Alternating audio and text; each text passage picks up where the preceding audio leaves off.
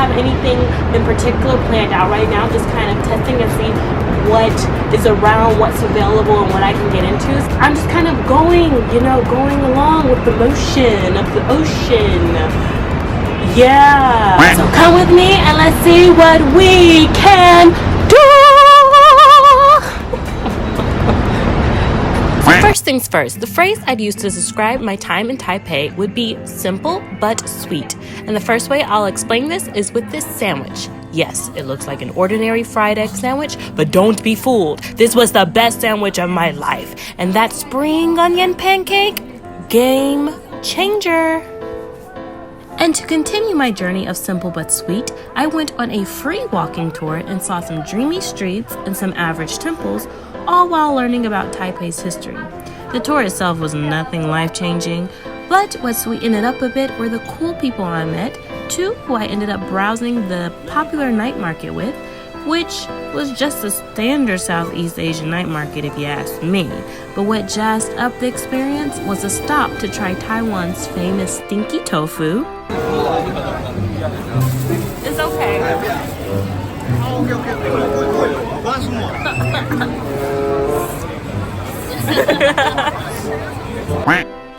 And then a random stop at a little karaoke shack. I also took an unplanned simple hike up what's called Elephant Mountain and enjoyed a not so simple night view of the city.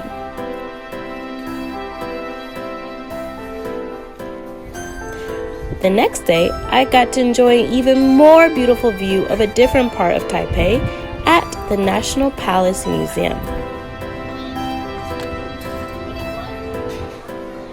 Only to be disappointed later by a food tour that was a little bit too simple for its price. But the saving grace of that tour was this fried scallion thingamabobber. Honestly, I don't even know what this thing is made of, but my God! Oh, I would love to have another one of these.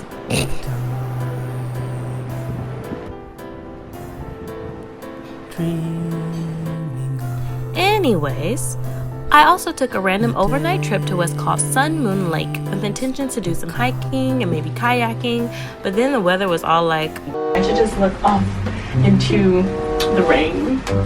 This is raining, we can't do anything, or we can't see anything, but it's still beautiful, you know?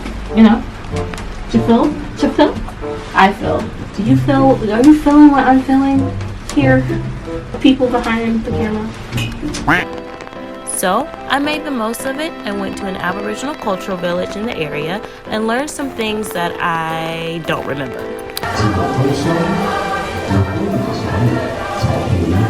I also ate some rice that was supposed to be special.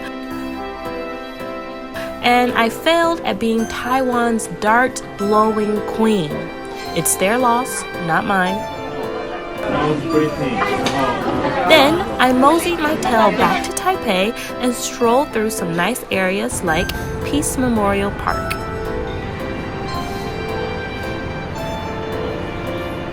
But yeah, that's basically how my trip went. Everything that I saw, everything that I ate, everything that I experienced in Taiwan wasn't very out of the ordinary. I tend to meet new people wherever I go. I'm usually open to trying new foods, and I've seen so many temples that they all have started to look the same. But what made this trip so special was how I was able to have crazy fun doing simple things. And that was all because I said, yes, I trust your opinion, to everyone who was like, would you like to go here with me? Or let's do this. And you should already know, I'm about to connect this right on back to Jesus. How so? Let's try Hebrews 11, for example, where it says that by faith, Abraham obeyed God even though he did not know where he was going.